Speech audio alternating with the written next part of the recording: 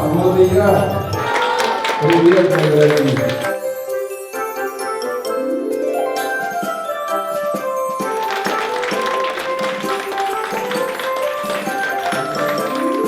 А какие вы мультики смотрите? А почему нельзя падать? Я слышал, есть такое лекарство допинг.